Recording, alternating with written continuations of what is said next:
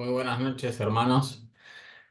En este día martes que hemos comenzado este año, vamos entonces a leer el capítulo 18 del Evangelio de Juan, que comienza diciendo así: habiendo dicho Jesús estas cosas, salió con sus discípulos al otro lado del torrente de Cedrón, donde había un huerto en el cual entró con sus discípulos. ¿Sí? Hacemos un stop acá. Es el huerto de los olivos, es donde el Señor allí oró en Getsemaní con eh, una oración posterior a la última cena, ¿sí? Y no es justamente la oración que tenemos en el capítulo 17, ¿sí? Es una oración que él hizo allí, la recordamos antes de ir a la cruz. Continuamos leyendo. En el verso 2 dice: también Judas, el que le entregaba, conocía aquel lugar, porque muchas veces Jesús se había reunido allí con sus discípulos. Judas, pues tomando una compañía de soldados y alguaciles de los principales sacerdotes y de los fariseos, fue allí con linternas y antorchas y con armas. Pero Jesús, sabiendo todas las cosas que le habían de sobrevenir, se adelantó y les dijo: ¿a quién buscáis? Le respondieron: a Jesús Nazareno. Jesús les dijo: yo soy. Y estaba también con ellos Judas, el que le entregaba. Cuando les dijo: yo soy, retrocedieron y cayeron a tierra. Volvió pues a preguntarles: ¿a quién buscáis? Y ellos dijeron: a Jesús Nazareno. Respondió Jesús: os he dicho que yo soy, pues si me buscáis a mí, dejad ir a estos. Para que se cumpliese aquello que había dicho: de los que me diste, no perdí ninguno. Hacemos un stop y vemos la referencia de esto, capítulo 17, pues lo tenemos cerca, en el verso 12, cuando el Señor ora al Padre, dice: cuando estaba con ellos en el mundo, los guardaba en tu nombre. A los que me diste, yo los guardé, y ninguno de ellos se perdió, sino el hijo de perdición, para que la escritura se cumpliese. Volvemos donde estábamos y lo volvemos a leer el 9: para que se cumpliese aquello que había dicho: de los que me diste, no perdí ninguno. Verso 10: entonces Simón Pedro, que tenía una espada, la desenvainó e hirió al siervo del sumo sacerdote y le cortó la oreja derecha, y el siervo se llamaba Malco. Jesús entonces dijo a Pedro: mete tu espada en la vaina, la copa que el Padre me ha dado, no la he de beber. Verso 12: entonces la compañía de soldados, el tribuno y los alguaciles de los judíos prendieron a Jesús y le ataron, y le llevaron primeramente a Anás, porque era suegro de Caifás, que era sumo sacerdote aquel año. Era Caifás el que había dado el consejo a los judíos de que convenía que un solo hombre muriese por el pueblo. Verso 15: y seguían a Jesús Simón Pedro y otro discípulo. Sabemos que era Juan, sabemos que es Juan, ¿no? Y este discípulo era conocido del sumo sacerdote, y entró con Jesús al patio del sumo sacerdote. Pedro estaba fuera, a la puerta. Salió pues el discípulo que era conocido del sumo sacerdote, Juan, y habló a la portera e hizo entrar a Pedro. Entonces la criada portera dijo a Pedro: ¿no eres tú también de los discípulos de este hombre? Dijo él, o sea, Pedro: no lo soy. Y estaban en pie los siervos y los alguaciles, que habían encendido un fuego, porque hacía frío, y se calentaban. Y también con ellos estaba Pedro en pie, calentándose. Verso 19: y el sumo sacerdote preguntó a Jesús acerca de sus discípulos y de su doctrina. Jesús le respondió: yo públicamente he hablado al mundo, siempre he enseñado en la sinagoga y en el templo, donde se reúnen todos los judíos, y nada he hablado en oculto. ¿Por qué me preguntas a mí? Pregunta a los que han oído que les haya yo hablado, y aquí ellos saben lo que yo he dicho. Cuando Jesús hubo dicho esto, uno de los alguaciles que estaba allí, le dio una bofetada diciendo: ¿así respondes al sumo sacerdote? Jesús le respondió: si he hablado mal, testifica en qué está el mal, y si bien, ¿por qué me golpeas? Anás entonces le envió atado a Caifás, el sumo sacerdote. Verso 25. Estaba pues Pedro en pie, calentándose, y le dijeron: ¿No eres tú de sus discípulos? Él negó y dijo: No lo soy. Uno de los siervos del sumo sacerdote, pariente de aquel, ¿sí?, a quien Pedro había cortado la oreja, o sea, el pariente de Malco, le dijo: ¿No te vi yo en el huerto con él? Negó Pedro otra vez y enseguida cantó el gallo. Verso 28. Llevaron a Jesús de casa de Caifás al pretorio. Era de mañana y ellos no entraron en el pretorio para no contaminarse y así poder comer la Pascua. Entonces salió Pilato a ellos y les dijo: ¿Qué acusación traéis contra este hombre? Respondieron y le dijeron: Si este no fuera malhechor, no te lo habríamos entregado. Entonces les dijo Pilato: Tomadle vosotros y juzgadle según vuestra ley. Y los judíos le dijeron: A nosotros no nos está permitido dar muerte a nadie, para que se cumpliese la palabra que Jesús había dicho, dando a entender de qué muerte iba a morir. Entonces Pilato volvió a entrar en el pretorio y llamó a Jesús y le dijo: ¿Eres tú rey de los judíos? Jesús le respondió: ¿Dices tú esto por ti mismo o te lo han dicho otros de mí? Pilato le respondió: ¿Soy yo acaso judío, tu nación y los principales sacerdotes te han entregado a mí? ¿Qué has hecho? Respondió Jesús: Mi reino no es de este mundo. Si mi reino fuera de este mundo, mis servidores pelearían para que yo no fuera entregado a los judíos, pero mi reino no es de aquí. Le respondió entonces Pilato: Luego, ¿eres tú rey? Respondió Jesús: Tú dices que yo soy rey. Yo para esto he nacido y para esto he venido al mundo, para dar testimonio a la verdad. Todo aquel que es de la verdad oye mi voz. Le dijo Pilato: ¿Qué es la verdad? Y cuando hubo dicho esto, salió otra vez a los judíos y les dijo: Yo no hallo en él ningún delito, pero vosotros tenéis la costumbre de que os suelte uno en la Pascua. ¿Queréis pues que os suelte al rey de los judíos? Entonces todos dieron voces de nuevo, diciendo: No a este, sino a Barrabás. Y Barrabás era ladrón. Bueno, hasta acá hemos llegado con la lectura de este capítulo de Juan. Sabemos que Juan es un libro, un evangelio en el cual en él nos habla de la divinidad de nuestro Señor Jesucristo, ¿sí? Nos recordamos, vamos a hacer algún paréntesis en el entorno de Juan para recordarnos que en el capítulo 1 tenemos justamente cuando nos explica del verbo, ¿no? Del verbo hecho carne. Nos explica Juan 3:16, que es muy conocido, de la vida eterna y de la necesidad de creer, ¿no? Justamente en Juan tenemos estos mensajes que el Señor nos da, de la preexistencia de Cristo, en el capítulo 8. Nos habla obviamente del amor, ¿no? Juan 3:16 nos habla de creer, de la vida eterna y del amor. También el capítulo 17, que recién lo mencionamos, donde el Señor ora por sus discípulos, por los suyos, encontramos el amor del Señor. Encontramos en Juan la necesidad de nacer de nuevo. ¿Se acuerdan? Jesús y Nicodemo, en torno a Juan también 3. Jesús el pan de vida, la vid verdadera, la importancia de creer en el Señor, el testimonio que dio Juan el Bautista. Nos acordamos de algunos milagros, hermanos, como las bodas de Caná, que hizo el vino de agua, de la mujer samaritana. ¿Se acuerdan de la visión del Señor? Que no tenían que decirle nada, que él todo lo conocía, sabía de sus 5 maridos. Del paralítico de Betesda, de la alimentación de los 5.000,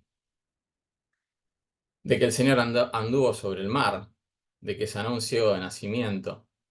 ¿Se acuerdan de la resurrección de Lázaro? ¿Cuántos milagros que tenemos del Señor? Y en este contexto, cuando vamos al capítulo 18, que es el que leímos y nos tocan esta tarde, esta noche, está en el marco de todo esto, de creer, de la divinidad del Señor. del amor del Señor, de la importancia de creerle. Es como que el Señor insta todo el tiempo en esto, ¿no? Desde, diríamos, desde la creación del mundo, cuando le dijo y del hombre, y cuando le dijo a Adán, le dijo lo que le dijo, y el Señor le mostró justamente que lo que le dijo era real, que cuando iba a comer de aquel fruto que no debía comer, ¿sí? Iba a morir espiritualmente. El Señor es un Dios de verdad, es un Dios de realidad, es un Dios de conocimiento. Lo que Él dice se cumple, lo que Él dice es verdad, lo que Él dice es algo que tenemos que creer. Y en este sentido nos guía eh, el Señor con este pasaje tan interesante, tan importante. Tiene, la verdad, que un contexto en donde, por lo menos, eh, el arresto del Señor Jesús están en todos los evangelios, la negación de Pedro está en el resto de los evangelios, y también todo este contexto de justamente el interrogatorio, de Caifás, de Anás, de Pilato, también los tenemos en el resto de los evangelios. Ahora hay un detalle en Juan 18, que es una de las respuestas que el Señor le da a Pilato, que no está detallada en el resto. Y llama la atención, y justamente en esta tarde, en esta noche, podemos centrarnos en el mensaje en ese sentido, ¿sí? El Señor dice, yo para esto he nacido y para esto he venido al mundo. Nos muestra una claridad por parte del Señor. Nos muestra un enfoque muy claro y muy determinante. Este pasaje nos muestra el contexto, ¿no? El contexto es como el que vivimos hoy, hermanos. O sea, un contexto complejo y contrario a Dios. Un contexto en donde no se escucha a Dios, no se cree en Dios. Caifás, Anás, eran de la secta de los saduceos. ¿En cuántos pasajes tenemos estas sectas de los fariseos y de los saduceos contrarios al Señor? Los saduceos no creían en la resurrección. Y en ese sentido vemos un contexto contrario a Dios, contexto difícil. Y encontramos a Pedro en el medio de este contexto, en este pasaje. Yo diría que quizás uno de los discípulos más eh, extrovertidos y queridos, es uno de los que siempre estaba, buscamos en muchos pasajes y vamos a ver que dice, y dijo Pedro, siempre estaba hablando. Eh, un discípulo que habló mucho con el Señor y el Señor habló mucho con él. Incluso el Señor lo reprendió muchas veces y hasta una de las más duras recibió cuando le dijo, apártate de aquí, Satanás. Cuántas cosas, ¿no?, que vivió Pedro. Es un discípulo, diría, muy querido del Nuevo Testamento, pero que tuvo este contexto de negación delante del Señor. Y quizás podríamos decir, y no lo hizo una vez, sabemos, lo hizo una, lo hizo dos y lo hizo una tercera. ¿Qué nos querrá decir el Señor con esto, no? ¿Qué nos querrá mostrar? Que en este contexto complejo y contrario, y cuando sabemos que tenemos un objetivo, que es de testificar del Señor, y que el Señor lo tenía tan claro, tan determinado, y estaba tan enfocado, que Él llegó a decir esas palabras hermosas de, para esto he nacido y para esto he venido al mundo, para dar testimonio a la verdad, ¿sí? Él espera que sus discípulos den testimonio. La verdad que con Pedro encontramos que puede llegar a representar circunstancialmente, digámoslo así, a muchos creyentes que por una u otra dificultad eh, han habido momentos de no testificar, de callarse. Y quizás no una vez, ni dos, ni tres, quizás muchas más. Y en Pedro vemos que el Señor nos advierte que esto puede ocurrir, pero que también tuvo oportunidad Pedro, y el Señor se la dio, como nos la da a nosotros, ¿no? En ese sentido es importante que en esta noche podamos pensar. Hay un texto que encontré que me gustó mucho, de Lucas 22, vamos a buscarlo. En el resto de los evangelios tenemos otras perlitas de, de palabras, de frases que el Señor nos dejó en su palabra para meditar, para un poco hacer exégesis de cada una de las palabras.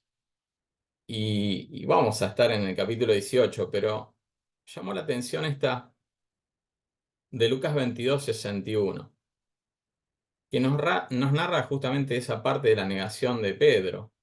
Dice el 61: entonces vuelto el Señor, miró a Pedro, y Pedro se acordó de las palabras del Señor que le había dicho antes que el gallo cante, me negarás 3 veces. Me llamó la atención esto, vuelto el Señor, cuando el Señor salió y lo cruzó en el patio de Anás, dice, vuelto el Señor, se dio vuelta y lo miró a Pedro. Y con solo una mirada, el Señor lo hizo reflexionar a Pedro. En la palabra del Señor, en la Biblia, tenemos la palabra, justamente Dios, pero la podemos sentir también como una mirada. Cuando la leemos, el Señor nos está mirando. Y en esa mirada, ¿cuántas veces nos hace reflexionar? A mí me engrosaba el corazón y a la vez me lo achicaba desde el lugar de pedirle perdón al Señor, pedirle disculpas por las veces que a veces por dificultades, por debilidades,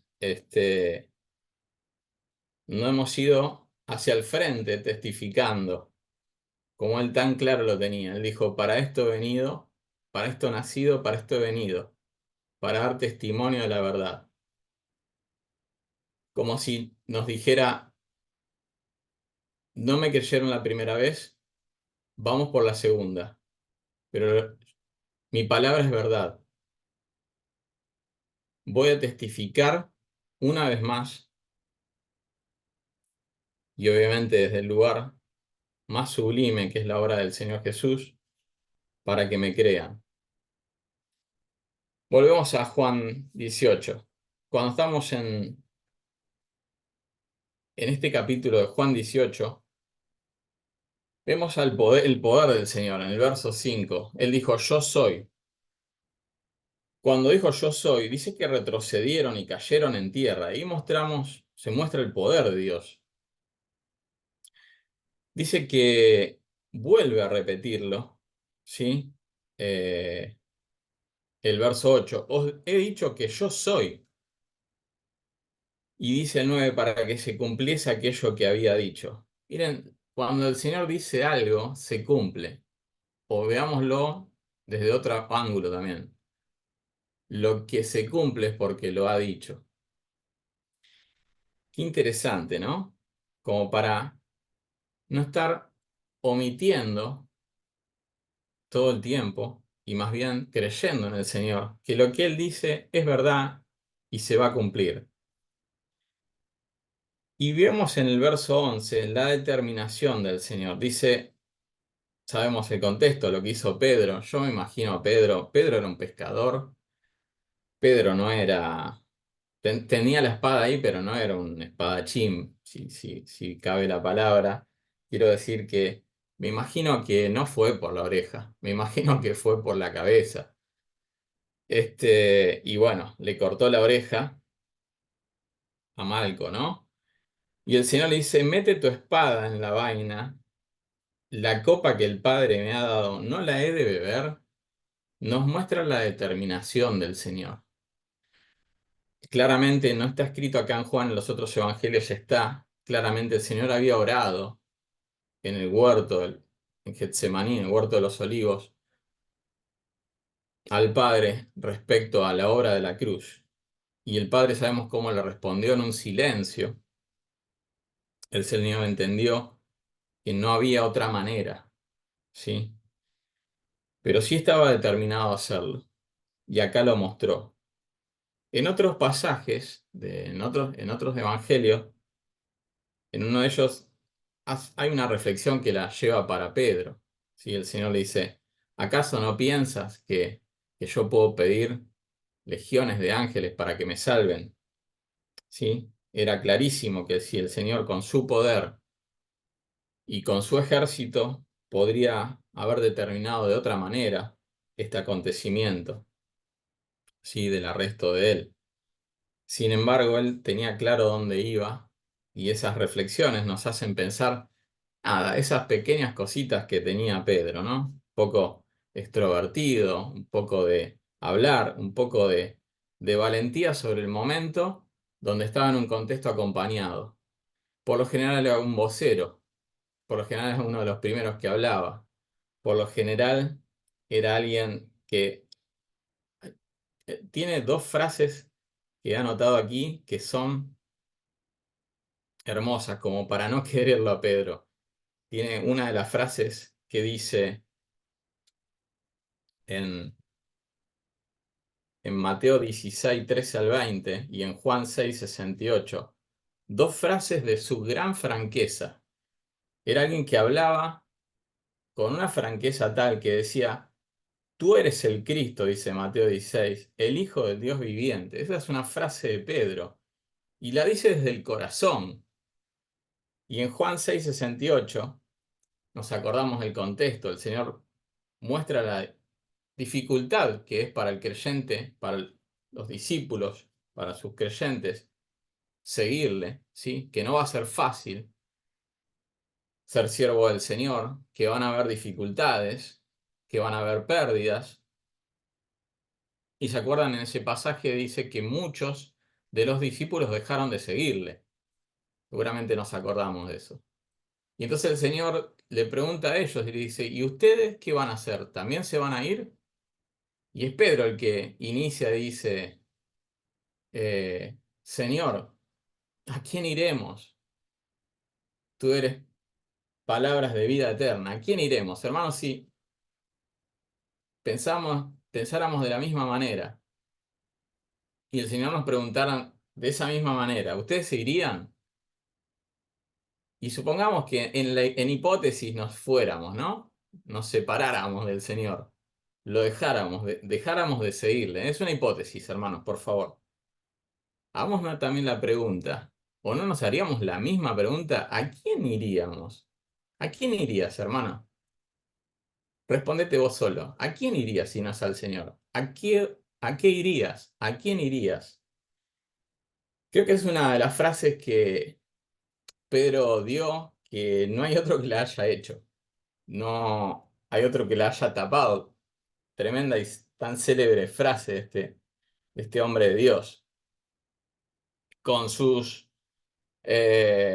debilidades, con que era impulsivo, con que sacó la espada, con que habló muchas veces, con que dijo, Señor, antes yo no te voy a negar, yo voy a ir a la muerte. Digamos, en un contexto de impulsos que tenía, también era un hermano, un hombre de altísima franqueza, y dijo estas frases, ¿sí? Pero bueno, en esas dificultades que tenía, quizás una de ellas fue esta, fue la de que cuando estaba en torno a sus compañeros se comportaba de una manera, pero cuando estuvo solito, cuando estuvo en el patio, con los enemigos del Señor y bajo esa presión de un grupo que no era su grupo, eh, no solamente una vez, sino tres veces, no dio testimonio del Señor. Y esto puede llegar a ser una representación circunstancial de muchos creyentes, ¿por qué no? Y quizás el Señor, en, en esta dolencia de Pedro, nos deja grandes enseñanzas. Porque, ojo, se dolió mucho Pedro, ¿eh? muchísimo. 3 veces le preguntó al Señor si lo amaba. Es más, la primera en un contexto de esa palabra que conocemos, del amor de ágape, el amor del Padre al Hijo, del Hijo hacia nosotros, del amor de la cruz.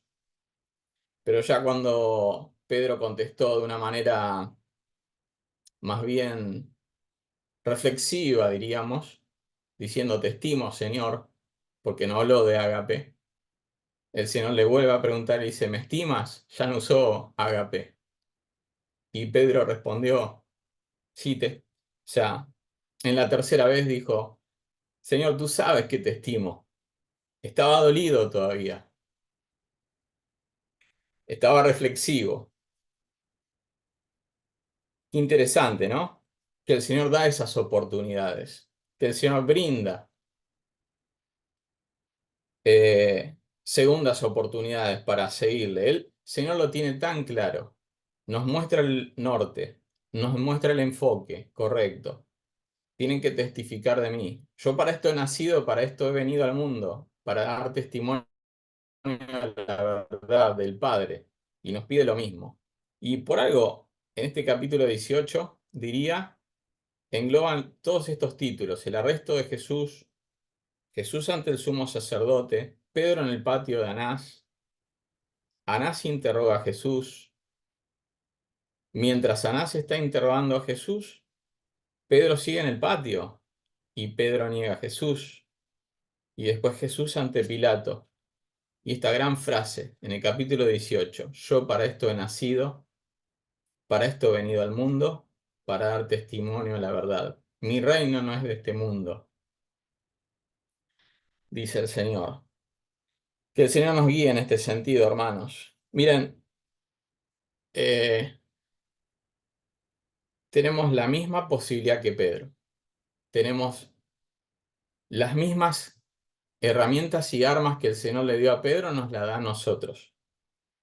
Y este personaje tan querido que nos muestra este capítulo en este contexto, porque si vamos a buscar otros contextos de Pedro, eh, ha mostrado valentía, etcétera. Ahora, vemos no los vamos a leer, pero los recordamos, los acontecimientos de Hechos, sus dos grandes predicaciones, su primera predicación. No solamente engloba una oratoria especial que el Señor la remarca, sino que engloba una predicación. No es lo mismo tener oratorio que predicar. No es lo mismo enseñar que predicar.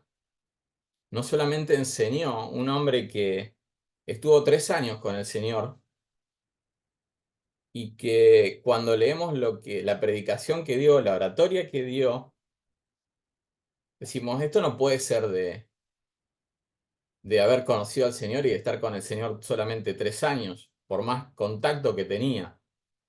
Eso es por el Espíritu Santo, que le da poder, y es la misma herramienta que tenemos nosotros, llenos del Espíritu, con el fruto del Espíritu, ¿sí? Que mitiga justamente todas las debilidades, mitigó las debilidades de Pedro, salió a predicar de una manera hermosa, de una manera tremenda.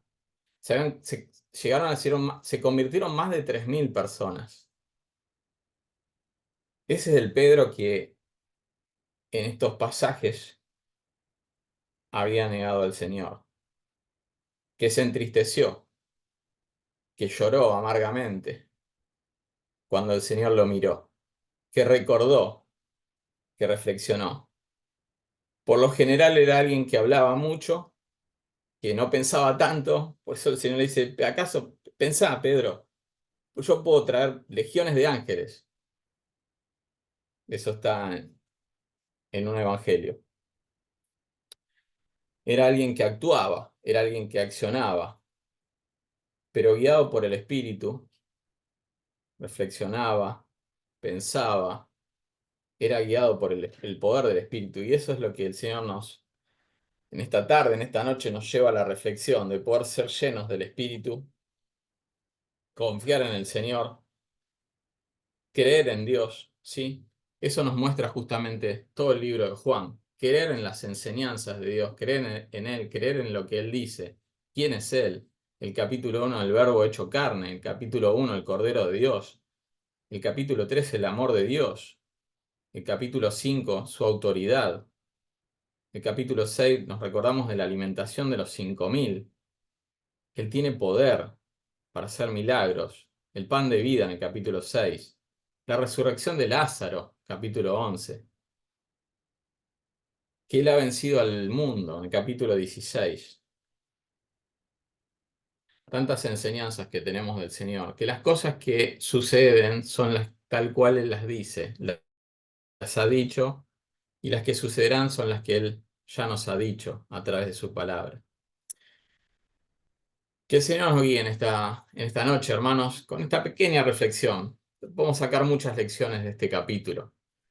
La que hoy quizás nos podemos llevar y nos tocó es justamente eso. El Señor tiene claro su enfoque, que podamos nosotros también reenfocarnos, tener claro el enfoque que Él nos pide, de poder testificar, de dar testimonio de la verdad. Que si, como el caso de Pedro, por la dificultad que fuera, personal de cada uno, no lo hemos hecho en una u otra oportunidad, tenemos oportunidad por delante. Tenemos que enfocarnos, eh, hacer y permitir a través de la palabra, de la oración, de estar cerca del Señor, ser llenos del Espíritu.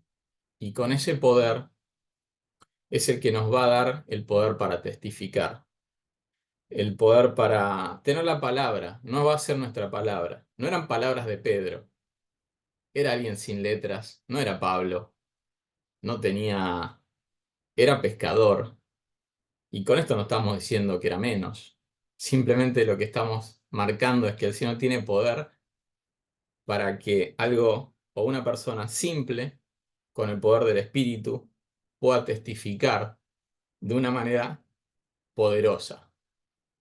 Más de 3.000 hermanos se sumaron. Interesante, ¿no? Y poder entregarnos a creer en lo que el Señor nos dice. Amén.